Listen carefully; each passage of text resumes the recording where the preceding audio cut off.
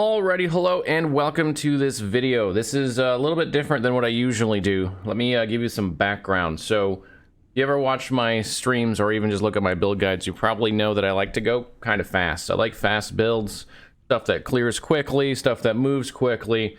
That's kind of my thing. I don't like feeling like I'm stuck in one echo or one timeline too long. It starts to drag for me, so I'm always working on builds that are on the faster side. So, in that light, I was trying to think of some ways to go even faster over the last week or so.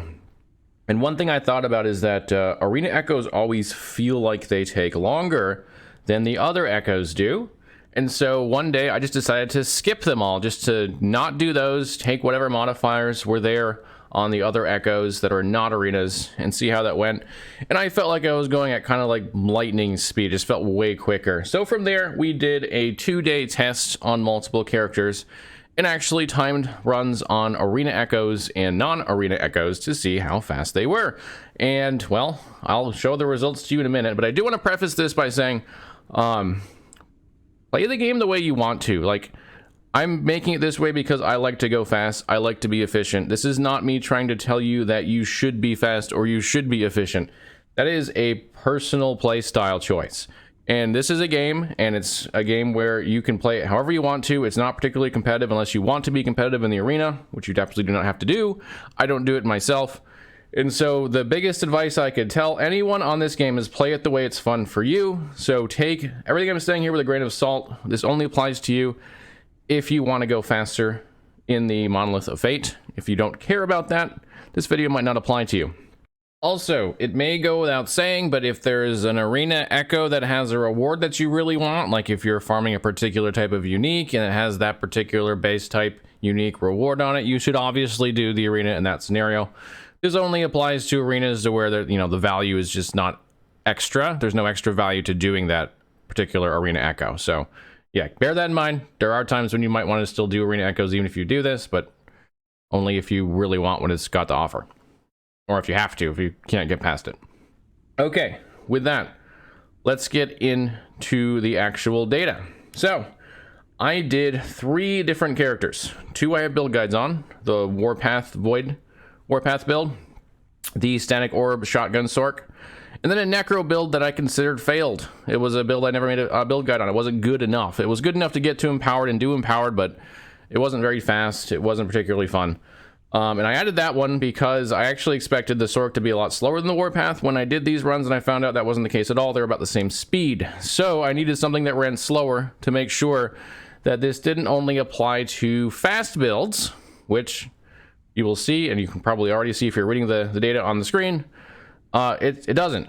It applies to at least all 3 of these builds. It probably applies to most builds. So what I did here is I broke up my times into normal and arena. I did all of these on stream, by the way. I had a timer on stream on camera. Everyone could see what my times were, and then I recorded them. I did break them down based upon what type of echo or the number of arenas. That's not particularly applicable to what we're doing here. We really just needed, is it arena echo? Is it not arena echo? And but I've got it broken down in case I want to go back and do some more advanced analysis later on some other aspects. But anyway, there's a really nice thing about the Monolith things that makes this work, because if you wanted to do, like, should I do 3 spires or should I do 3 patrols or should I just avoid those? You can't, because you can't tell if you're going to do them. But the arena has a different map type that always says arena at the end of it.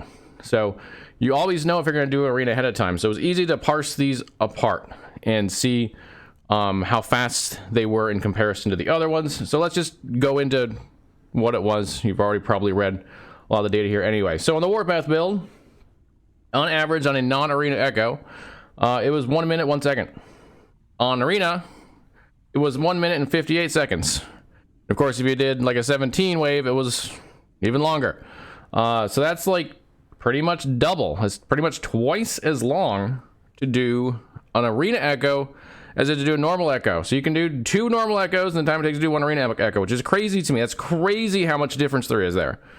So then we did it on the Sork.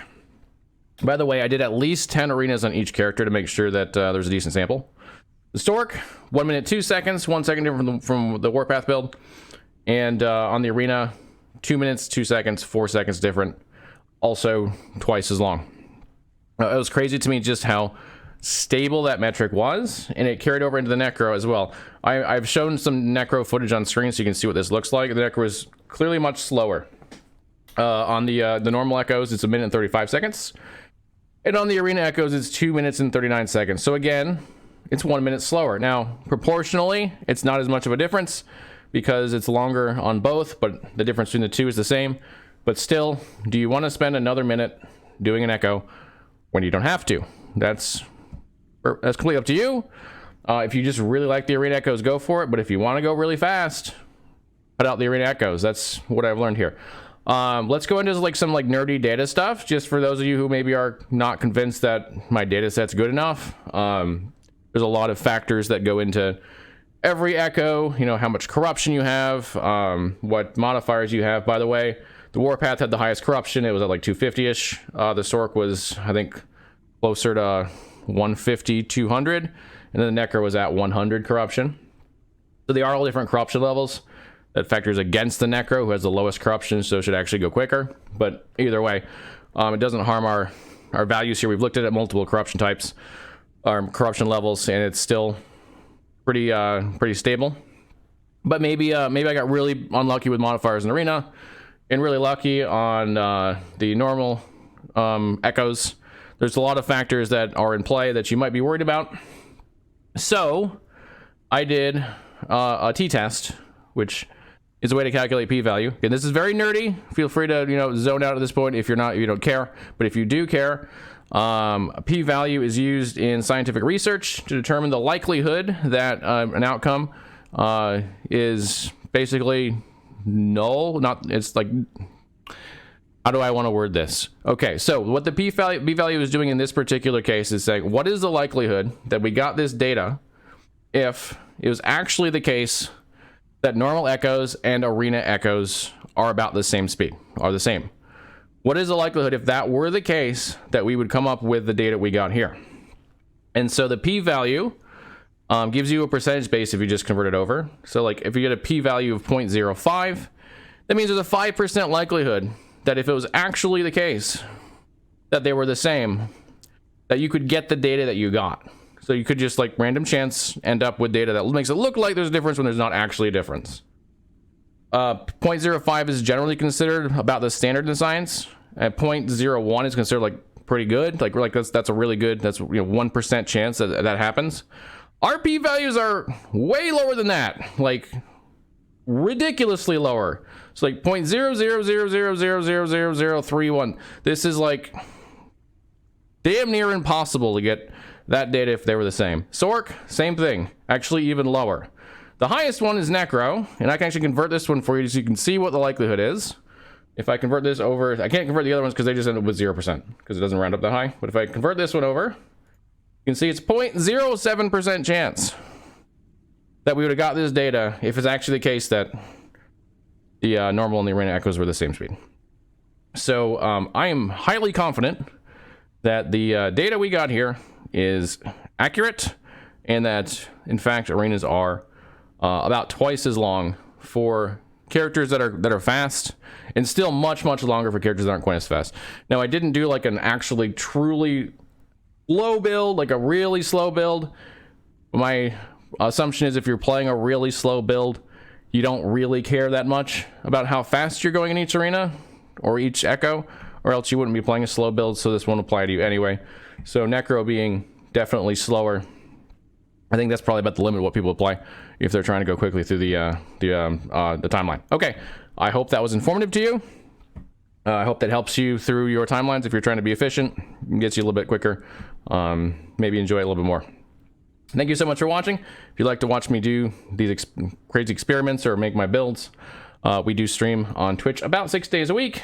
We also have a Discord where we talk about stuff like this and other stuff too. Would love to have you there. Thank you so much for watching. Enjoy your time in Last Epoch. I will see you all again real soon.